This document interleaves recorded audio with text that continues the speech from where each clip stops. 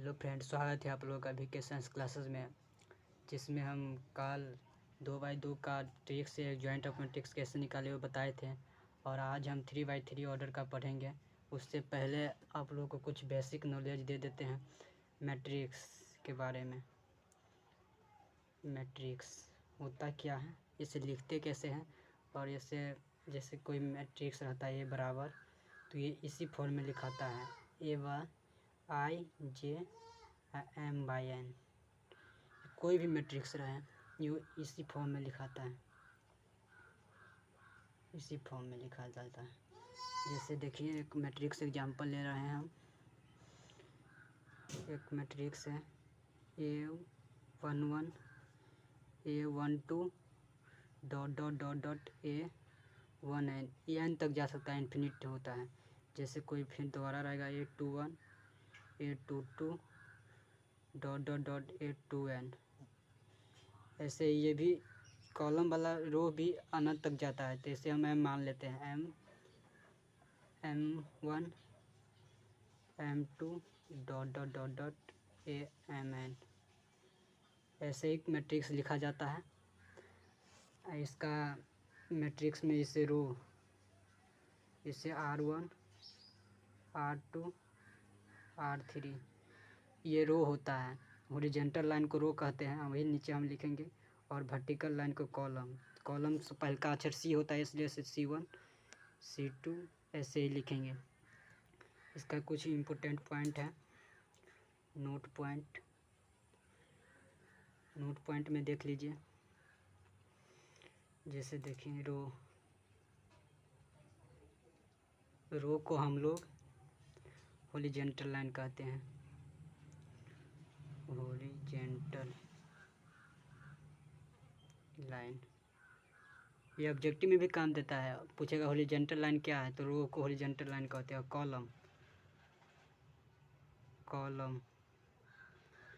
Column हो गया मैं वर्टिकल लाइन। ये रो है R1 R2, ऐसे लिखेंगे। R2 R3 ये 3x3 का हो गया, मतलब 3x3 n का हो गया इतना मैट्रिक्स। ऐसे ऑर्डर रहता है। ऑर्डर को हम लोग m गुने n के रूप में दिखाते हैं। जैसे ये हो गया देखने, या ये हो गया ऑर्डर 3x3 या 2x2, ऐसे ही ऑर्डर रहता है। इसे हम लोग पढ़ते हैं क्या, इसे m/n पढ़ते हैं। जैसे आप देख लीजिए, m गुने n इज रीड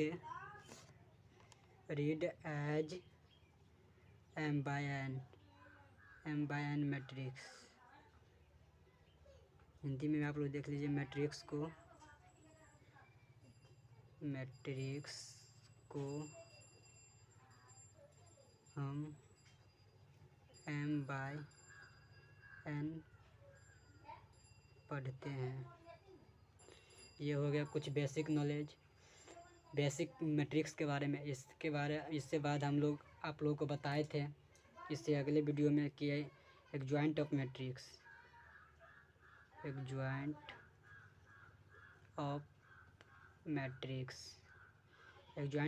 बहुत इंपॉर्टेंट होता है। ये बिहार बोर्ड में पूछता भी है, 5 नंबरी 2 नंबरी में 2x2 मैट्रिक्स का पूछ देता है। जैसे ये पहला सवाल है 4 5 6 8। इसका अगर पूछे, ये A बराबर रहता है एक ज्वाइंट को हम शॉर्ट में ऐसे लिखते हैं, एक ज्वाइंट बराबर क्या होता है। तो आप लोग इसको पहले कुछ नहीं कीजिएगा, पहले इसको सोल्यूशन ट्रिक से हम आप लोगों को बता रहे हैं। ये बताए हुए हैं इस वीडियो में, लेकिन फिर इसमें रिवाइज कर दे रहे हैं। A बराबर हो जाएगा, आप लोग लिख लीजिएगा 4 5 6 8। और इसको आप लोग ऐसे घेरिएगा कोने काने तिरछा, इसको भी ऐसे। और इसका कर दीजिएगा इंटरचेंज मतलब जो नीचे है ऊपर और जो ऊपर है वो नीचे, इंटरचेंजेज। इसका कर दीजिएगा साइन चेंज, जो प्लस में वो माइनस में, और जो प्लस में वो माइनस में, जो प्लस माइनस में उसे प्लस में, साइन चेंज। Sign change. तो आप लोग देखिए क्या हो जाएगा। एक जॉइंट बराबर हो जाएगा इंटरचेंज। इंटरचेंज मतलब जो नीचे है वो ऊपर और जो ऊपर है वो नीचे। तो नीचे क्या है, 8 नीचे है तो 8 को हम ऊपर लिख देंगे और 4 ऊपर है तो इससे 4 नीचे लिख देंगे। और साइन चेंज मतलब जो प्लस वो माइनस और माइनस जो प्लस, तो प्लस 5 यहाँ तो यहाँ -5 कर देंगे। और ये प्लस 6 है तो यहाँ -6 कर देंगे। और यहाँ -5 रहेगा तो यहाँ आप लोग सीधे 5 लिखिएगा क्योंकि प्लस का चिन्ह छुपा हुआ रहता है। यही हो गया आंसर। इससे आगे आता है 3×3 मैट्रिक्स। अगर कोई मैट्रिक्स दिया है 3×3, पहला ए बराबर दिया है 1 2 3 4 1 3 2 1 1। ये 3×3 मैट्रिक्स है। इसका एक जॉइंट पूछेगा तो आप लोग कैसे निकालिएगा ट्रिक से। एक जॉइंट हम ट्रिक से बता रहे हैं, इजी हो जाएगा। क्योंकि बिहार बोर्ड में 5 नंबर में पूछेगा तो आपको इतना टाइम नहीं रहेगा कि एक जॉइंट निकालेंगे फिर ये वो। तो ये इससे हम आप लोग को पहले बताए थे, ये R1 हो जाता है, ये R2, ये R3, ये C1, ये C2, ये C3। तो पहले हम क्या लिखेंगे, C1 C2 और C3 लिख देंगे। तो C1 C2 C3 क्या है, ये है। इधर हम R1 R2 R3 लिखेंगे। आप लोग पहले देखिए हम लोग क्या कर रहे हैं। तो C1 C2 ये हो गया R1 R2।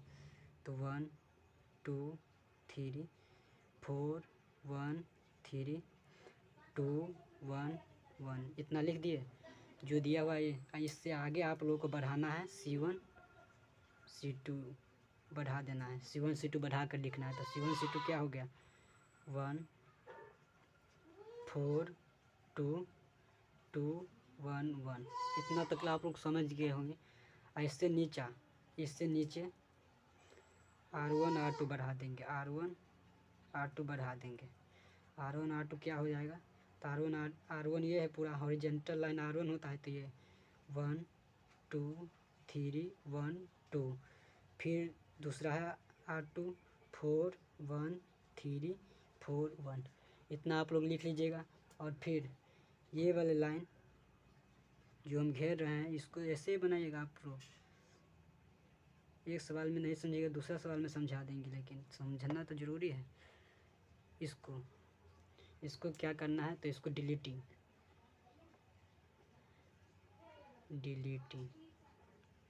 मतलब हटा देंगे, इसको नहीं लिखेंगे, हटा देंगे, इसको हटा देंगे। और देखिए ये है, इसको ऐसे गुना करिएगा क्रॉस मल्टीप्लिकेशन में, ऐसे ऐसे ऐसे ऐसे, ये भी ऐसे। इसको भी 4 को 1 से, 1 को 2 से, 2 से, 2 को 2 से, 1 को 1 से, 1 को 1 से, 1 से 2 से। तो इससे हमारा क्या बनेगा, ये वाला से इससे हमारा बन जाएगा R1 और इससे बन जाएगा हमारा R2, इससे बन जाएगा R3। इतना तक ले आप लोग समझ गए होंगे। इससे आगे आप सिर्फ एक जॉइंट निकालना है। देखिए चूँकि एक जॉइंट बराबर, तो क्या हो जाएगा, क्या करना है 1×1। इसमें पहले क्या करते हैं, ये गुना के लिए इन गुणों को गुना करके घटा के इन गुणों को जोड़ते हैं। तो देखिए 1×1 -3×1, 1×1 और फिर -3×1, इतना हो गया। R1 बना रहे हैं तो हम ये वाला लिखेंगे, इससे R1 बनेगा गुना करके। फिर हो जाएगा 1×3 -2 या 1×2।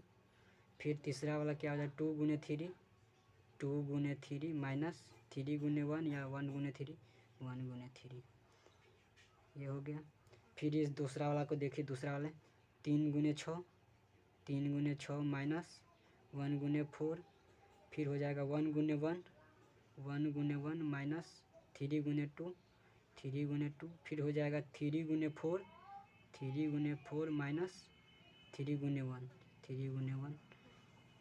फिर ये तीसरा रो बनाएंगे तो तीसरा के लिए 4×1 -3×2 2 गुने 1, फिर 2 गुने 2, 2 गुने 2 माइनस 1 गुने 1, 1 गुने 1, फिर 1 गुने 1, 1 गुने 1, फिर 4 गुने 2 माइनस 4 गुने 2, बन गया एक ज्वाइंट। फिर इससे आगे एक ज्वाइंट अगर आप गुना करके लिख दीजिए 1 गुने 1, 1 माइनस 3, 3 माइनस 2, 3 दूना 6 माइनस 3, 3 दूना 6 माइनस 4, 1 माइनस 6, 4 दूना 8 माइनस 3, 4 माइनस 2, 4 माइनस 1, 1 माइनस 8, यही हो गया। फिर से लिखिएगा एक ज्वाइंट बराबर क्या हो जाएगा, एक में से 2 गया तो माइनस 2, ये 1, 3, 2 माइनस 5, या 8 में से 5 3 गया तो 5, 4 में से 2 गया तो 2, 3 माइनस 7, यही हो गया आंसर। ट्रिक से आप लोग ऐसे निकालिएगा एक ज्वाइंट ऐसे निकाला जाता है, आप लोग बढ़िया जी का देख लीजिए। इससे आगे अगले वीडियो में बताएंगे। थैंक यू, धन्यवाद। चैनल को सब्सक्राइब कर लीजिए।